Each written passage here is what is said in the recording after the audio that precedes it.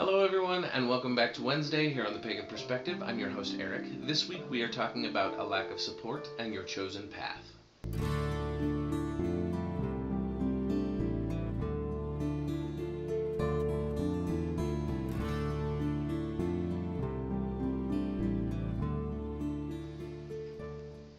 So as I stated, we were talking about your path and the support you do or don't have and what to do when somebody decides to either not be supportive or leave your life because of your choice.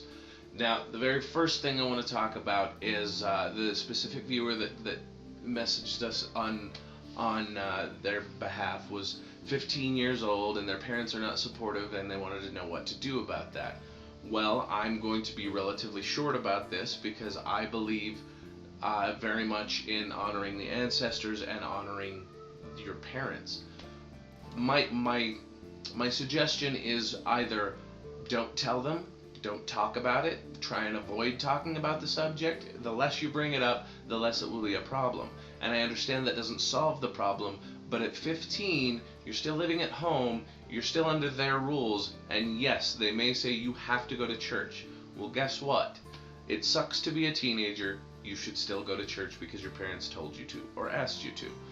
Now, that doesn't mean that you can't practice your pagan path on your own in your room or out and about and just not talk to them about it. You may be a proud pagan, but that doesn't mean that you have to bring it up every time the idea strikes your brain. It's much easier to not deal with it.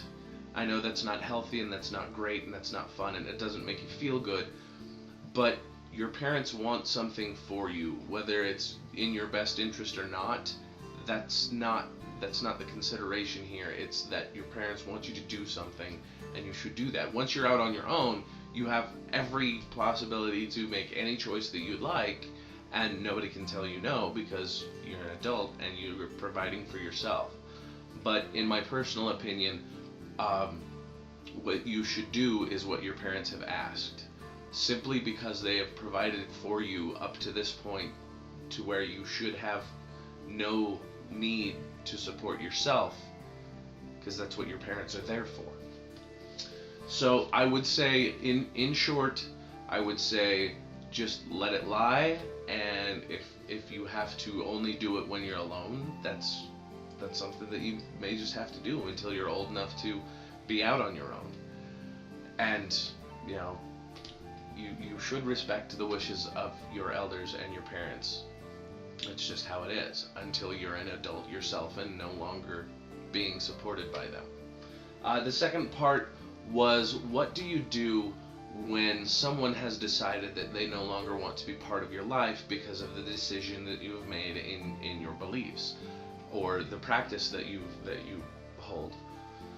And as terrible and coarse and blunt and even cold as this may sound, I say, if someone has decided that they no longer want to be part of my life, or they no longer want me to be part of their life because of my decision in spirituality, if they don't want me, good riddance.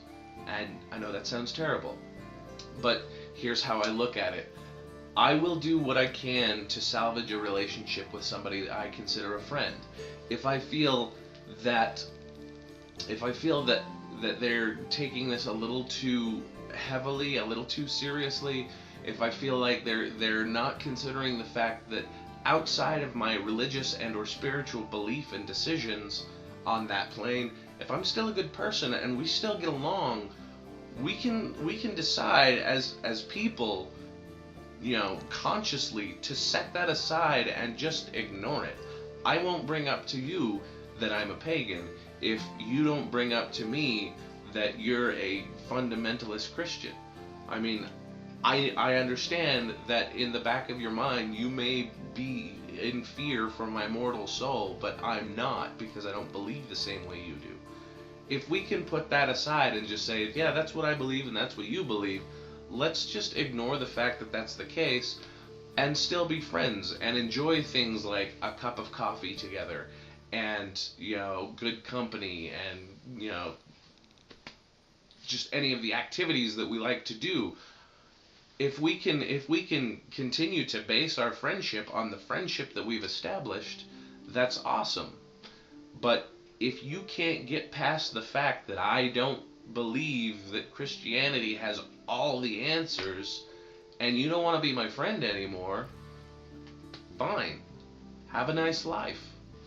That's just how I see it. I understand. I think that you should try to fellowship them as a person and as a friend, but if all they're looking for is another social contact that believes exactly the same way they do, and they decide that they're going to not be part of your life and vice versa, you don't get to be part of their life anymore, you just have to say, okay, I have to take the responsibility for my decisions. If I decide that somebody is not worthy of being my friend anymore, I have to tell them that. And then we can open that discourse about why I think that. And if that happens to me, then, you know, I can open up that conversation and say, well, why do you feel that way? And I will talk to them and say, okay, well, before you disappear into the mist, I want you to explain to me why you don't want to, have me in your life anymore. But once that's done, if nobody's mind has changed and nobody is willing to compromise, then yeah, good riddance. So it is kind of harsh, but after doing the work, if they're unwilling to accept me or I'm unwilling to accept them, that's no amount of work in the world is going to make that friendship a friendship. So, if you have any questions, comments, or concerns, feel free to post those in the comment section below. Thanks for watching, everybody, and of course, until next time, Odin be with you.